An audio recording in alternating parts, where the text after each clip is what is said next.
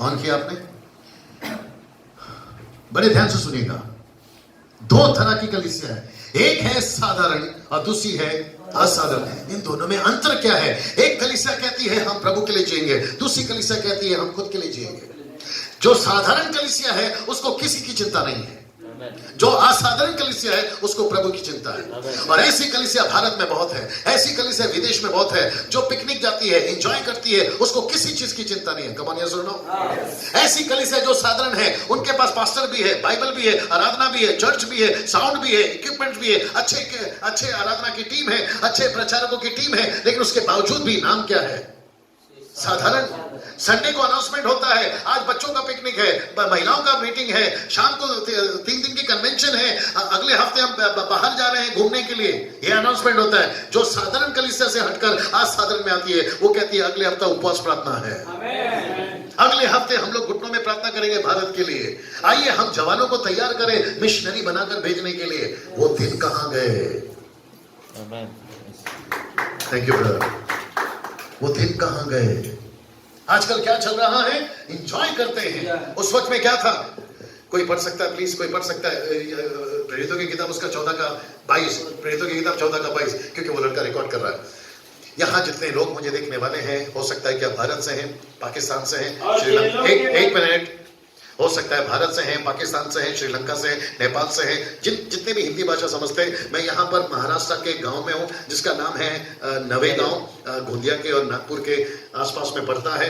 और यहाँ पर एक बार दिखा दीजिए, यहाँ पर पास्टरों की मीटिंग चल रही है जिसको हम महान आज्ञा के सम्मेलन कहते हैं, ग्रेट कमीशन कॉन्फ्रेंस। और यहाँ पर हम 2 दिन से हैं और बहुत सारी चीजों को हम यहाँ पर सीख रहे हैं। अभी पढ़िए सर जोर से। और चेलों के मन को स्थिर करते रहे। लिखा है चेलों के मन को स्थिर करते रहे। और यह उपदेश देते थे कि विश्वास में बने रहो, विश्वास में बने रहो। और ये कहते थे कि हमें बड़े क्लेश उठाकर, एक मिनट, हमें बड़े सुख उठाकर, आप ठीक से पढ़िए, हमें बड़े आनंद उठाकर, हमें बड़े नाचते कूदते हुए, ऐसा लिखा है भैया? पढ़िए पढ़िए भाई साहब, बाद में बात करिए। बड़े क्लेश उठाकर, ऐसा लिखा है बड़ा क्लेश उठाकर परमेश्वर के राज्य में प्रवेश करना होगा। आजकल क्या सिखा रहे हैं? मारुति है तो ऑडी कैसी आएगी, झोपड़ा है तो बंगला कैसे आएगा, साइकिल है तो मोटरसाइकिल कैसे आएगी, पर्स में अगर 1000 का नोट 2000 का नोट है तो उसका डबल कैसे हो जाएगा, अगर आपका फोन है तो रिचार्ज कैसे हो जाएगा। हाथ धोती है साहब, कम ऑन यस और नो। कौन सी कलीसिया है ऐसी वाली? साधारण।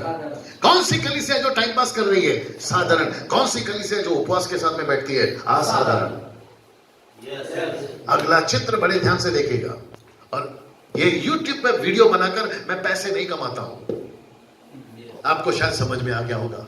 लोग कहते हैं सब्सक्राइब सब्सक्राइब सब्सक्राइब, लोग कहते हैं कि आप हमारा वीडियो देखिए और हमारे को सब्सक्राइब करिए। पता है क्यों? उनको पैसे मिलते हैं।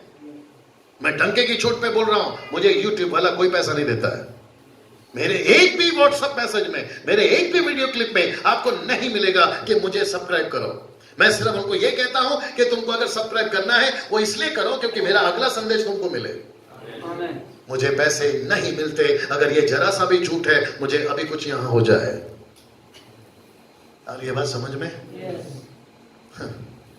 देखिए अगला चित्र देखना चाहोगे? प्रकाश इसको जूम करो, इसको देखिए।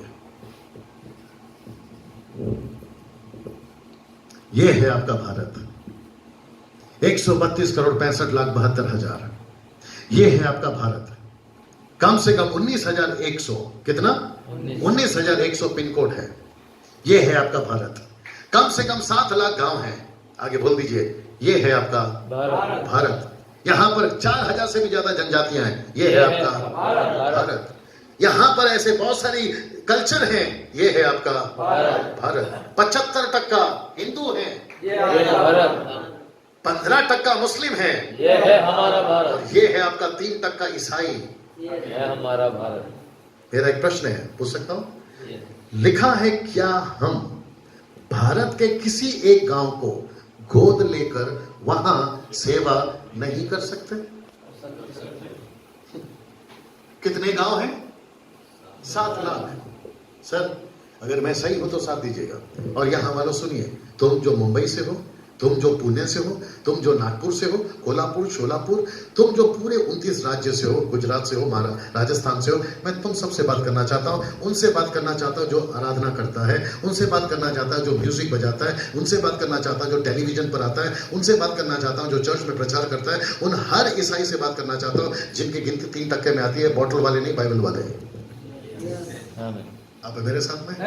मेरा एक सवाल है उन सभी से, कभी भारत को नक्शे के ऊपर हाथ रखकर प्रभु मुझे इसमें से गांव दीजिए, मैं वहां सेवा करना चाहता हूं, क्या ऐसा बोझ नहीं आता आजकल? कम ऑन, यस और नो? यहां कुछ लोग बैठे हैं जिनको ये बोझ आया है, उनको सलूट करता हूं। आमीन।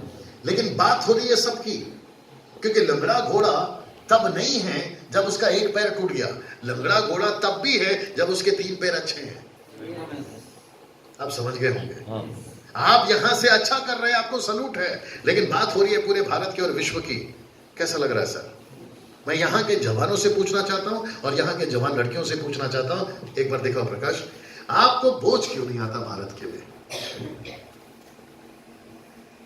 क्या लंच के पहले या फिर रात का डिनर करने से पहले आप ये प्रार्थना करना है, प्रभु अगर ये सच है कि कम से कम, वापस इधर आइए, कम से कम 6 लाख से भी गांव ऐसे हैं जिसमें अभी भी सेवा नहीं हो रही है, मेरी उम्र 20 साल की है, यहां पे जो लोग देख रहे हैं उनको भी बोलना चाहूंगा, पूरी जिंदगी बजाते रहो, गाते रहो, नाचते रहो, कॉन्सर्ट करते रहो, आप लोग मनोरंजन करते रहो, खेलकूद, क्रिकेट, फुटबॉल, गलत नहीं है, फिर कहूंगा वक्त सही नहीं है, बच्चा हॉस्पिटल में है, हम एम्बुलेंस के ड्राइवर हैं।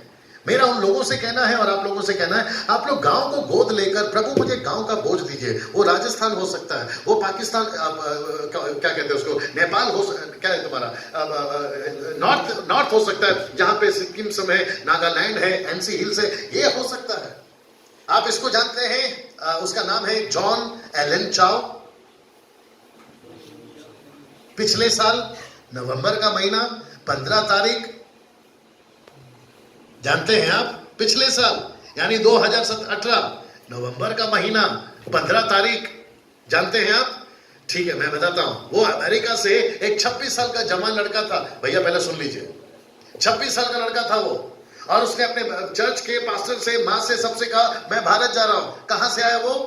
अमेरिका से। कितने साल का लड़का है? 26 साल का लड़का है। मां को कहता है मैं भारत जा रहा हूं, और भारत में कहां आया पता है? चेन्नई से एक रास्ता निकलता है अंडोमान निकोबार, वहां पहुंच गया, और वहां पर एक छोटा सा आइलैंड है, और वहां पर टोटल कुल आबादी कितनी है पता है? 50 से लेकर 150 तक। वहां की भाषा किसी को नहीं आती, वहां का जो लोग है ना वो भारत के नागरिक में गिनती नहीं हुए, वहां पर पुलिस नहीं जा सकती। बताए क्यों? जैसे जाओगे तीर से मार देते हैं। इसने प्रार्थना किया, बोला कि वहां कोई नहीं गया। जैसे 200 साल पहले विलियम कैरी यहां आए थे, और आपका भी देश जो भारत है ना, वो भी आदिवासियों से कम नहीं था। हम भी नरभक्षी थे, नरभक्षी समझते हैं? अभी भी कुछ लोग नरभक्षी हैं, इंसानों को खाते हैं, जानवरों की तरह इंसानों को खाते हैं और मारते भी हैं। उस व्यक्ति ने कहा कि मुझे जीसस क्राइस्ट, 26 साल का लड़का पास है जी, खेल कूद की उम्र है उसकी, एंजॉय कर सकता था, शादी कर सकता था, वो भी अमेरिका जैसे देश में। उसको बोझ कहां का है? भारत का। और कहता है कि मैं भारत के कैसे आइलैंड में चला जाऊंगा जिसका नाम है सेटलमेंट द्वीप, और वहां पर जाकर पहुंच गया, और वहां के लोगों ने 15 तारीख को उसको तीर मारी। पहला लहूलुहान होकर जो शिप में वो गया था, जो लोग उसको लेकर गए थे मछुआरे, उनके पास में वापस आया, मछुआरों से कहता है 13 लेटर लिखे, कितना? 13 पन्ने का लेटर लिखा उसने, अपनी मां को दिया, और कहता है कि मेरी मां से बोलना कि मैं अगर यहां मर भी जाऊं तो मेरी मां को कहना कि इनसे नाराज नहीं होना। वो व्यक्ति 15 तारीख को मरा, तो उसको तीर मारा गया। मछुआरों ने कहा कि तुम लहूलुहान हो गए, घर चलो। वो कहता है कि नहीं, मैं यहां के लिए आया हूं। Can you believe that? और वहां पर 16 तारीख को मार दिया गया सर उसको, और 17 तारीख को उसकी डेड बॉडी को दफना रहे। इन लोगों ने देखकर पुलिस को कंप्लेंट किया, और तब मैं चेन्नई में था, और वहां के न्यूज़पेपर में ये चलाया जा रहा है, वहां के लोकल चैनल में चलाया जा रहा है। और तब मुझे पता चला कि यार ऐसा लड़का अगर वहां से भारत में आ सकता है तो भारत के जवानों को क्या हो गया है। मैं यहां लोगों से कहना चाहता हूं, आपकी जिंदगी आपकी नहीं है, आपके पास अच्छा टैलेंट है, आपके पास में अच्छा हुनर है, उसको वेस्ट मत करिए। जो पहले से बचे उन्हीं के बीच में बचाने के लिए। भारत में ऐसे कई गांव हैं जहां आप जा सकते हैं, उनकी भाषा सीख कर जा सकते हैं, उनके बीच में सेविकाएं कर सकते हैं। रोड पे सोना पड़े सो जाइए, आपको खाट नहीं मिलेगी, एसी रूम नहीं मिलेगा, लग्जरी जिंदगी नहीं मिलेगी, लेकिन दुख उठाइए प्रभु के राज्य के लिए। Right sir. मुझे ताज्जुब है, मुझे नहीं पता कि ऐसा बोझ क्यों नहीं आता, जबकि यीशु ने क्या कहा, जागते रहो, प्रार्थना करते रहो। भजन संहिता 2:8 मत पढ़िए, लिखा है मैं देश देश के लिए प्रार्थना करो, गांव गांव जाति जाति के लिए प्रार्थना करो, ताकि वो तुम्हारी निज संपत्ति हो जाए। लिखा है कि नहीं लिखा है? हाँ, दूसरा इतिहास 7:14 मत पढ़िए, मुझसे मांग। क्या लिखा है? मेरे लोग जो मेरे कहलाते हैं अपने दीन हो जाए, प्रार्थना करें, तो मैं उनके देश को क्या करूंगा? इसका मतलब क्या है? आज भारत को ज्यादा जरूरत किसकी है? आज भारत को ज्यादा किसकी जरूरत है? प्रार्थना की। लेकिन आजकल ज्यादा क्या चल रहा है? संगीत। Very good sir. कैसा लग रहा है? यहां जितने बैठे हैं, एक बार वापस दिखाइए, यहां जितने बैठे हैं, मैं उन सभी से पूछना चाहता हूं, क्या आपको अभी भारत के लिए बोझ आएगा? क्या यहां पर सेवा करने वाली बहन, क्या पंडिता रामाबाई, एस्तर, दबोरा, मैरी मैगदलीन की तरह, फीबे की तरह किसी गांव के लिए बोझ लेकर सेवा नहीं कर सकते? आपकी शादी नहीं हुई है भाई साहब, जरा खड़े हो जाइए। ये लड़का, जूम करो। आपकी शादी नहीं हुई है भाई साहब, और आप कल से बड़ा ध्यान से सुन रहे हो, और मुझे पता है कि आपके अंदर क्या चल रहा है अभी। उसके बावजूद मैं आपसे कहना चाहता हूं, आपका फोकस अभी शादी नहीं होगा शायद, लेकिन मैं चाहता हूं कि प्रभु आपको ये बोझ दे। यहां जितने उनके साथ में जो जवान लड़के बैठे हैं, मैं उनसे कहना चाहता हूं, यहां कुछ लड़कियां जवान बैठी होंगी, मैं उनसे कहना चाहता हूं, ये लड़की की शायद शादी नहीं हुई है, राइट? जो आपके बगल में बैठी है, ये वाली लड़की आपके बगल में जो बैठी है, हो गई है शादी? बहुत छोटी उम्र में कर लिया तुमने। अगर यहां पे कोई चर्च में जवान लड़की है, पास से जी उनको तैयार करवाइए, ताकि उनको बड़ा बोझ आए। और आपको पता है, ऐसे जवान लड़के और ऐसी जवान लड़कियां अगर गांव में चले गई, आपके पास कम से कम 60 साल है जिंदगी, और अगर मैं गलत नहीं हूं, 60 साल में क्या नहीं कर सकते ये लोग? यस और नो? अच्छा, जिसके पास में अच्छा टैलेंट है, आप जाइए ना, गिटार लीजिए, आपका ढोल झांझ बजाने आता है वो लीजिए, बैठ जाइए भैया। आपको गीत आता है, जाइए ना इनके बीच में, गाकर जरा पब्लिक को जमा करिए, और उनके बीच में कहिए कि मैं आपके बीच में कुछ गाकर आपको समझाना चाहता हूं। अच्छा खासा गाना गाइए, और गाना कौन सा गाएंगे? सुसमाचार वाला, नॉट लीला शीला टाइप के गाना, सुसमाचार का टाइप का गाना, और वो गाकर उनको इकट्ठा करिए। हो सकता है गाना सुनकर लोग इकट्ठे हो जाएं, आपका ये बजाने वाला देखकर लोग इकट्ठा हो जाएं, आप गिटार अच्छा बजाते वो इकट्ठा हो जाएं। फिर उसके बाद बोलिए कि सर मैं आपके बीच में क्यों आया, उसका एक मतलब है। फिर उनको सुसमाचार सुनाइए। अगर वो स्वीकार करते तो अच्छी बात है ना, अगर नहीं स्वीकार करते तो अगला गांव पड़ा है ना। कैसा लग रहा है? ये कहां गए सर? शुरुआत के दिनों में होते थे, राइट सर? लेकिन अभी क्या हो गया है? सब जिंदगी आसान वाली चाहिए। थैंक यू प्रकाश, बंद करिए।